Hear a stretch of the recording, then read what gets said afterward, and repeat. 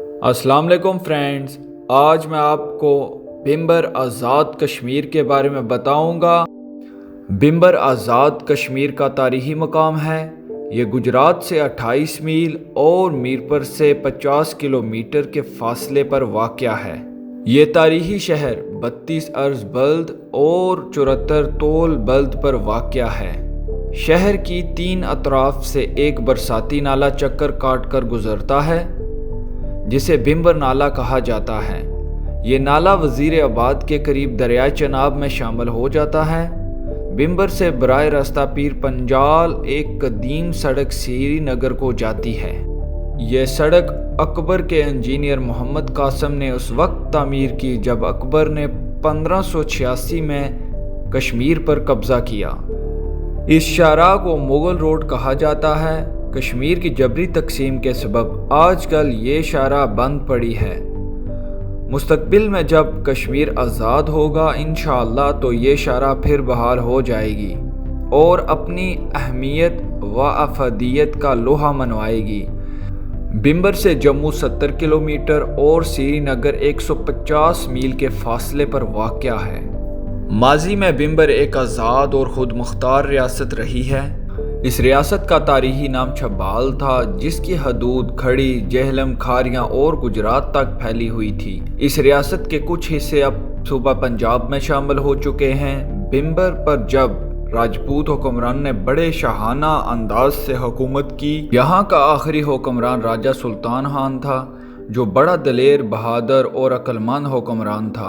جب رنجیت سنگھ کشمیر پر قبضہ کرنے کے لیے لاہور سے لاؤ لشکر لے کر نکلا تو بمبر کے مقام پر اس کا سامنا سلطان خان سے ہوا۔ اس حملے میں رنجیت سنگھ کی افواج کو شکست کا سامنا کرنا پڑا۔ کچھ عرصہ بعد رنجیت سنگھ نے غلاب سنگھ کی مدد سے سلطان خان کو دھوکہ دے کر جموں بلایا، جہاں اسے قلعہ باہو میں زنجیر سے جکڑ کر رکھا گیا۔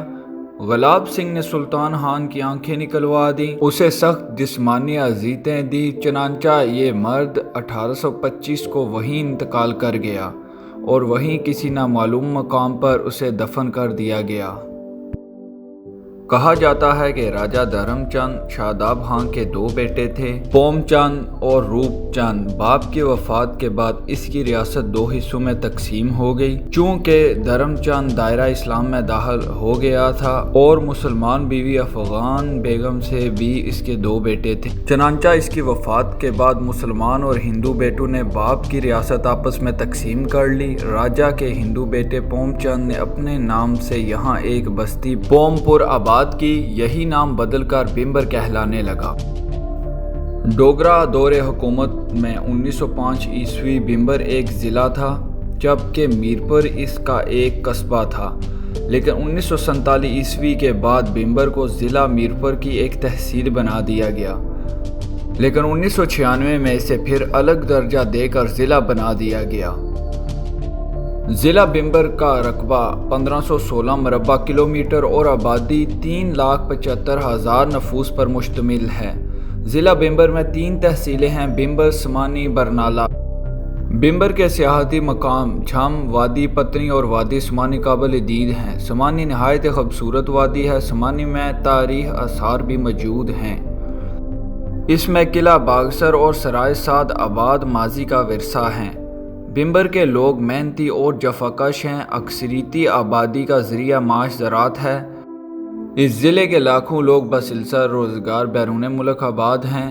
بمبر کی زمینیں زرخیز اور ہموار ہیں، ان میں ہر قسم کی فصل اگائی جاتی ہے۔ آزاد کشمیر کا یہ واحد میدانی ضلع ہے جس کی زمینیں وافر مقدار میں غلہ پیدا کرتی ہیں۔ بمبر میں جٹ، راجپوت، گجر، مغل اور جرال قبائل کے علاوہ کئی قبیلوں اور نسلوں کے لوگ آباد ہیں۔ بمبر کی آبادی کا ایک بڑا حصہ ان لوگوں پر مشتمل ہے جو 1947 کی جنگوں میں بھارتی مقبوضہ پونچھ اور راجوری سے بے گھر ہو کر یہاں آباد ہو گئے۔ 24 اکتوبر 1947 کو بریگیڈیئر حبیب الرحمان کی قیادت میں یہ علاقہ ڈوگروں افواج سے خالی کروا لیا گیا۔